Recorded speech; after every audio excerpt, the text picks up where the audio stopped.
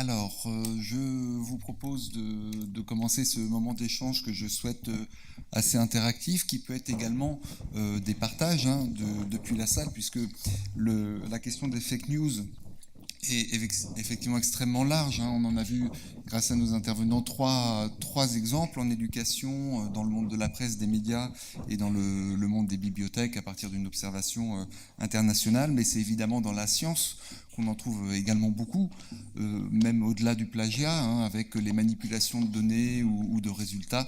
On en a eu encore un exemple à la tête du CNRS il n'y a pas très longtemps. Donc c'est une question qui nous touche absolument dans tous les domaines.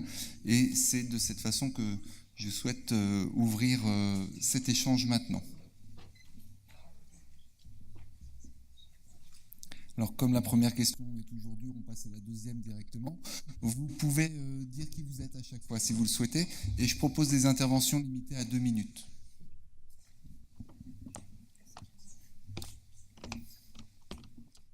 Voilà, je vais prendre les tours de parole.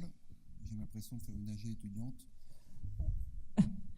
Voilà, vous me rappellerez si besoin. Donc, Camille Tête-David, moi je suis responsable de la documentation à l'ESTP Paris, donc une grande école où on forme majoritairement des ingénieurs de la construction.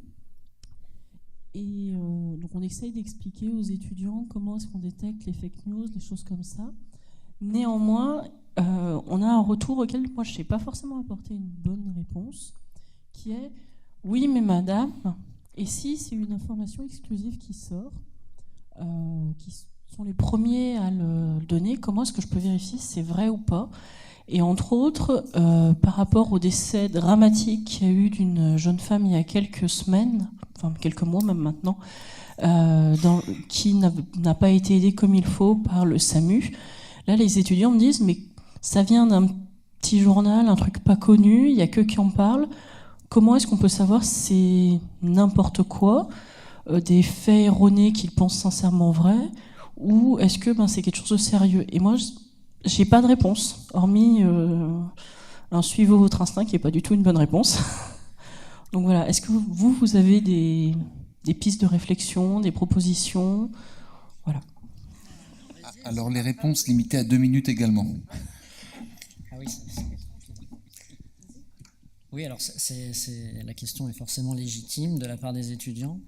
En fait, on peut difficilement leur dire, leur donner une liste de médias plus fiables les uns que les autres. Par contre, on peut les éveiller à la manière dont à l'intérieur des différents médias le journalisme est pratiqué. C'est-à-dire qu'à partir du moment où on estime que tel ou tel média met en œuvre les principes fondamentaux du journalisme, on peut penser qu'il en ressort des informations la plupart du temps fiables.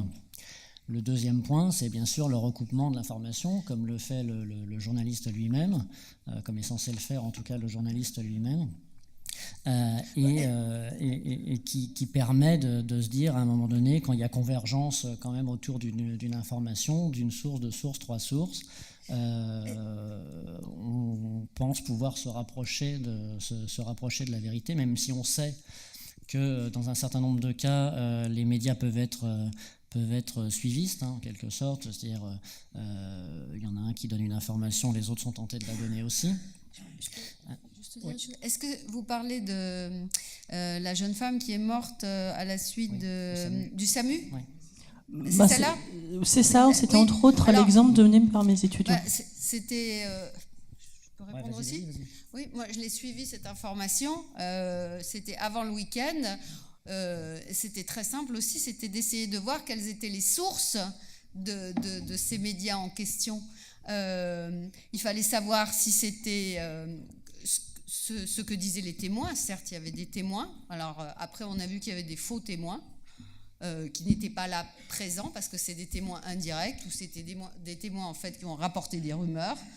Et puis, c'était de savoir, est-ce que, c'est ce que j'apprends à mes élèves, c'est quels sont les différents protagonistes impliqués dans l'événement. Or là, il y avait le SAMU, enfin les personnes qui ont à l'hôpital, de se renseigner auprès des hôpitaux si c'était vrai ou pas. Donc il faut à chaque fois voir qui sont les protagonistes et interviewer et voir qu'est-ce qui paraît dans la presse à ce moment-là et quels sont les journaux que vous trouvez le plus crédibles. Alors c'est sûr que c'est important aussi de leur apprendre qu'il faut aller regarder à droite et à gauche, pas juste du côté d'un média. Merci, on va prendre une deuxième intervention. Oui, rapide.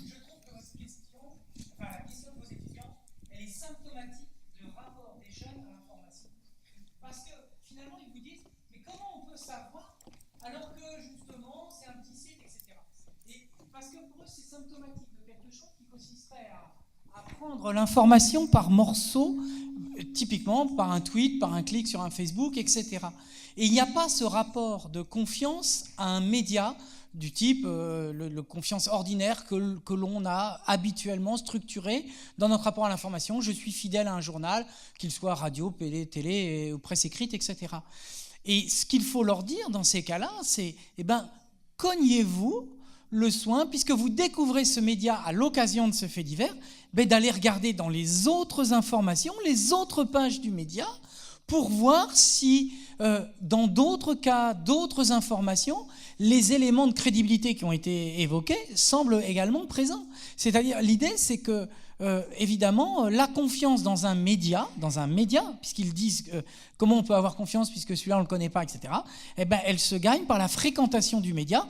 Alors là, ça peut être une fréquentation accélérée. On doit faire plusieurs articles, balayer un peu pour voir si les autres articles, quand ils en ont parlé, est-ce que c'est crédible ou pas. Et ça, je pense que c'est quelque chose qu'ils peuvent tout à fait faire. Et en complément de la vigilance qu'il y a à avoir sur le contenu même de l'article, la manière de mobiliser les sources, etc. Et je pense que c'est ça qui est important et qui est un point vraiment problématique, ça a été dit un peu par Rémi Rieffel ce matin, c'est que pour les jeunes qui accèdent de plus en plus souvent à l'information par Facebook, par Twitter, c'est une information déstructurée, au sens où ils ne savent même pas sur quel site ils arrivent quand ils ont cliqué. Et donc, ils n'ont pas une représentation fiable, effectivement, de la valeur. Et cette représentation fiable, c'est à eux de la construire aussi, en regardant un peu ce qui se passe à côté. Merci beaucoup pour ces réponses méthodologiques. Alors, profitez d'avoir le micro. Oui, je l'ai. Bonjour à toutes et à tous, je m'appelle Xavier Eutrope, je suis rédacteur pour inaglobal.fr et j'ai une question concernant l'éducation aux médias, puisque M. Laurent Bigot en a parlé à la fin de son intervention, et c'était l'entièreté de l'intervention de Mme Farinella. Et en fait, j'ai une question, mais qui a deux parties, c'est est-ce qu'aujourd'hui, les enseignants, que ce soit dans le primaire ou le secondaire, ont les moyens, je veux dire le temps, de créer des projets pour éduquer leurs élèves aux médias et leur permettre d'avoir les outils qui leur permettront de discerner les bonnes informations des fausses, des fake news, de la désinformation, etc.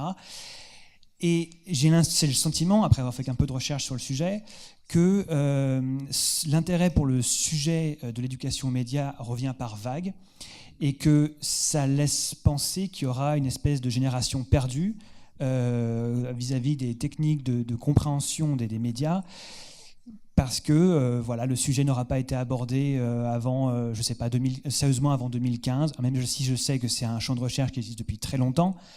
Mais est-ce qu'il n'y a pas un peu ce risque-là qu'il y ait des générations qui soient un peu délaissées à ce niveau-là ? C'est tout pour moi. Avant que vous répondiez, juste pour aller dans le sens de la question et donner un élément, en master 2e année, donc Bac+5 à l'ESP de Paris, nos enseignants reçoivent 9 heures en tout et pour tout sur l'année de cours de TIS, de technologie éducative, avec tout ce qu'il y a à connaître sur le sujet. Voilà. Je laisse en fait, cette question, elle concerne plutôt le Clémy, parce que, avec Elsie Russier qui est à côté de vous, juste derrière vous, parce que c'est le rôle du Clémy qui est de former les enseignants, qui est de créer des ressources pédagogiques pour les enseignants et de mener la semaine de la presse et des médias à l'école, une fois par an, et qui a touché cette année 3 800 000 élèves. Donc voilà, c'est plutôt Elsie qui vous répondra. J'entends bien, mais vous, de votre point de vue, puisque vous, oui. vous en faites, je ne sais pas comment vous le percevez. Moi, vous. Je pense que l'éducation aux médias, c'est un enseignement, une compétence transversale. Donc je veux dire, ça m'énerve quand les gens disent en fait on perd du temps. On ne perd pas du temps, on fait du français, on fait des sciences, on fait de l'histoire, on fait de tout quand on fait l'éducation aux médias. On n'est pas en train de perdre du temps. Donc c'est une question de motivation et de choix de l'enseignant, s'il a envie ou pas de se lancer là-dedans. Alors, est-ce que des enseignants sont assez formés? Non, je pense qu'il faudrait former massivement les enseignants. Je parle dans le primaire, hein, parce que dans le secondaire, il y a les professeurs documentalistes, mais dans le primaire, ils ne sont pas... Enfin, maintenant, les ESPE... ça, c'est le Clémy qui pourra le dire, dans quelle mesure ils sont formés à l'éducation aux médias, mais en tout cas, ils ne le sont pas assez, ça c'est sûr. Mais si ils le voulaient, ils le pourraient l'intégrer. D'ailleurs, c'est dans les textes officiels. Maintenant, on est censé faire de l'éducation aux médias. Absolument, oui.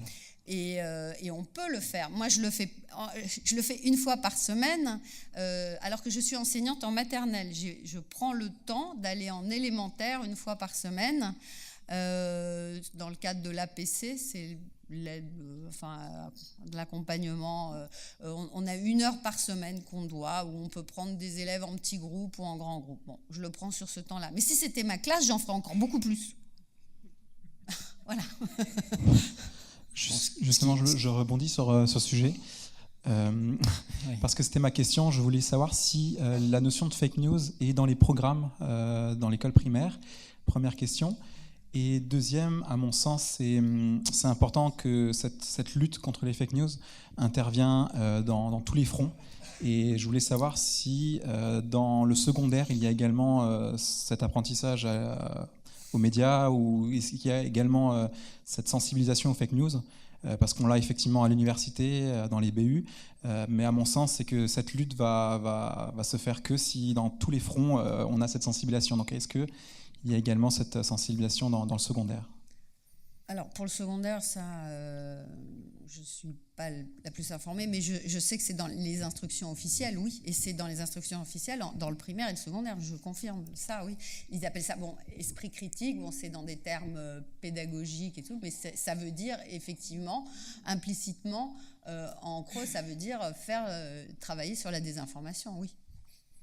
Après, c'est forcément aussi assez souvent, ou ça a été en tout cas assez souvent laissé à l'appréciation d'un certain nombre d'enseignants en fait, qui ont décidé de prendre les choses en main ou de moins les prendre en main. La bonne volonté de tel prof de français, de tel documentaliste, etc., de développer ce type d'enseignement. Ce qui est sûr, en tout cas du côté des journalistes, c'est que de plus en plus, ils font en sorte de mettre leur expertise, leur connaissance du métier, en tout cas, et de leur pratique, à la disposition des enseignants. Alors je pense qu'il y a bien sûr ce que fait le Clémy, mais il y a aussi maintenant des plateformes de mise en relation. Il y a une plateforme qui s'appelle Média Éducation, je crois, qui essaye de se développer autour de ce concept-là, de proposer une liste de journalistes professionnels susceptibles d'intervenir auprès des classes. Les journalistes des décodeurs, par exemple, ont fait cette expérience assez récemment de dire voilà, on est prêt à venir dans les classes, sollicitez-nous. Bon, ils ont très vite arrêté parce que ça a vite posé un problème organisationnel. Mais ils sont aussi, je crois, partie prenante d'une association qui s'appelle Entre les lignes, qui est une association de journalistes pilotée également par l'AFP, qui rassemble des journalistes prêts à venir intervenir face aux élèves, face aux étudiants. Dans les écoles, quels que soient les niveaux. Par ailleurs, à l'école publique de journalisme de Tours, on sensibilise en fait dès l'école de journalisme les étudiants aux pratiques d'éducation aux médias. Donc, c'est-à-dire qu'on a des jeunes étudiants en journalisme qui accompagnent une classe de CM2, notamment sur les questions d'éducation aux médias. Et puis on va aussi dans certains quartiers accompagner des projets d'éducation aux médias. Donc voilà, les choses sont je dirais, en train peut-être de mieux se structurer que jamais. C'est vrai que le Clémy travaille depuis plus de 30 ans sur ces questions, mais néanmoins des initiatives nouvelles sont en train d'émerger désormais. Je vais juste ajouter vite fait expérience du Royaume-Uni, c'est vrai que les professeurs détestent quand on leur demande tout. Voilà, qu'ils font de la santé, ils font de la psychologie, ils font de la mathématique, l'histoire, de l'éducation aux médias. Donc, il y a un risque, voilà, il faut investir, il faut donner quelque chose en arrière. C'est clair qu'aussi, je crois que comme vous avez dit, c'est pas partout, c'est pas dans chaque école où on enseigne bien. Si quelqu'un est obligé de faire de l'éducation aux médias, n'a pas envie, voilà, ils vont suivre les anciens schémas qui risquent d'être seulement, voilà, vous vous fiez au Monde, au Figaro, vous ne fiez pas à autre chose, ce qui a plutôt tendance à créer cette méfiance. Ensuite, c'est vrai que pour beaucoup de profs, ça va être, parler de ce dont vous avez parlé, de la haine, de la religion, des choses comme ça, il faut avoir un peu de courage. Autrefois, j'habitais à Ménilmontant, et voilà, si on commence à parler de la religion dans certains quartiers de Paris, ça chauffe un peu vite.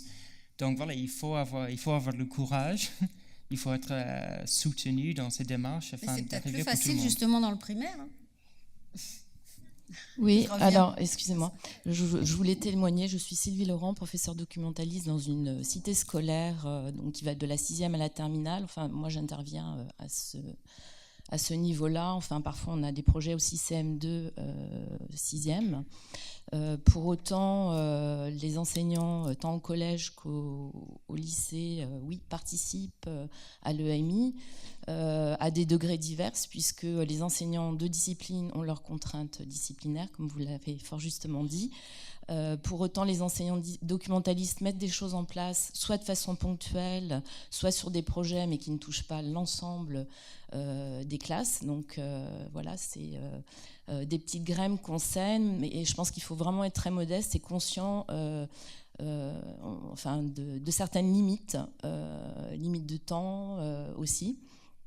Pour autant, moi, j'ai un petit peu travaillé, inspirée par votre expérience cette année avec des élèves de 6e. Je me suis un peu inspirée de votre travail, si je puis dire, et je vous en remercie. Vous avez regardé les vidéos d'hygiène mentale ? Pas vraiment. Enfin, en fait, j'avais que 3 séances, donc ça a été vraiment très, très, très rapide.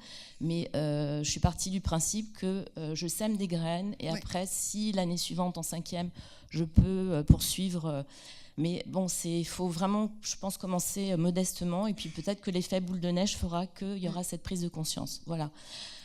Pour autant, il y a 2 choses que je voulais dire par rapport à l'intervention de ce matin, par rapport à Wikipédia.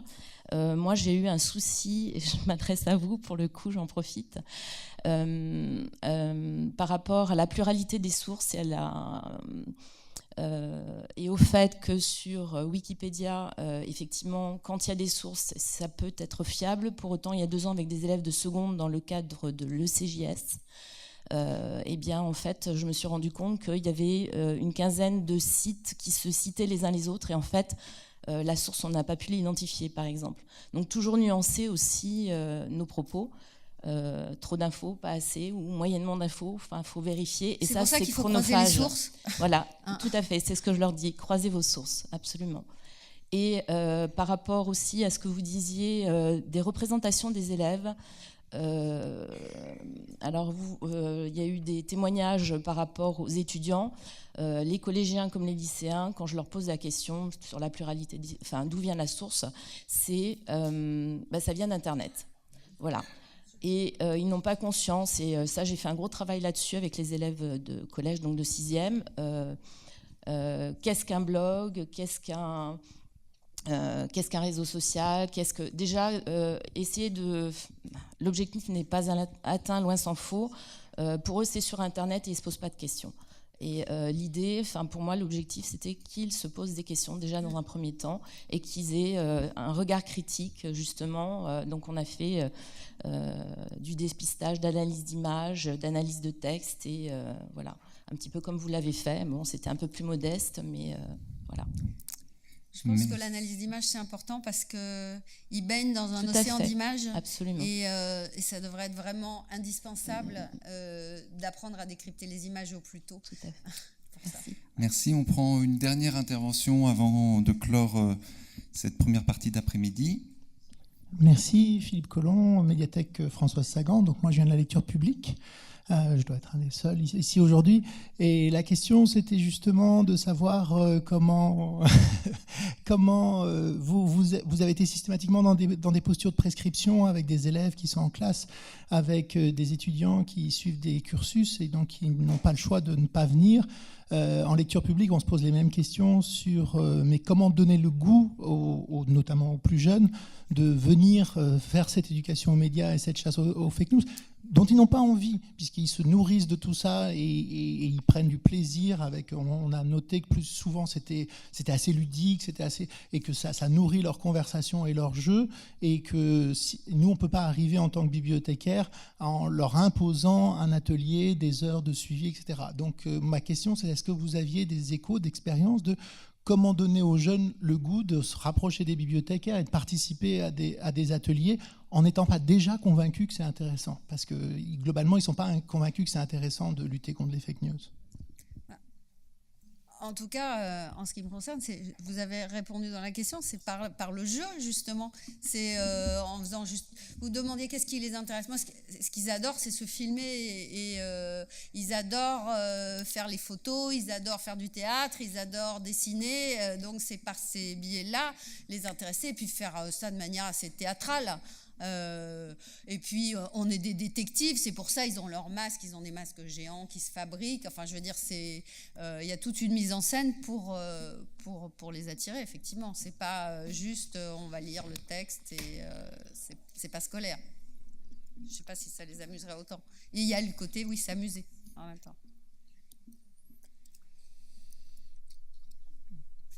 Non, bon, merci. Eh bien, écoutez, merci d'avoir ramené la question sur les bibliothèques. Pour clore cette matinée, juste 2-3 phrases. Qu'est-ce qui est dans les textes? Qu'est-ce qui est dans les attendus? Comment rentrer dans les pratiques? Quand on commence à creuser du point de vue de la formation des enseignants, en réalité, on a absolument tout. Tous les textes contiennent le droit à l'éducation, l'éducation à la santé, aux médias, et surtout dans le socle commun de connaissances, de compétences et de culture, plus que dans le bulletin officiel des contenus des programmes.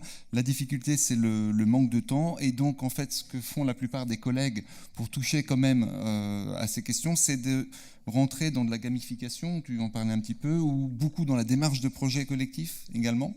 Et si on croise ça avec les compétences attendues des futurs enseignants, notamment la compétence 9 qui concerne les technologies de l'information et de la communication pour l'enseignement, on a spécifiquement un des 4 sous-items sur la question de l'esprit critique.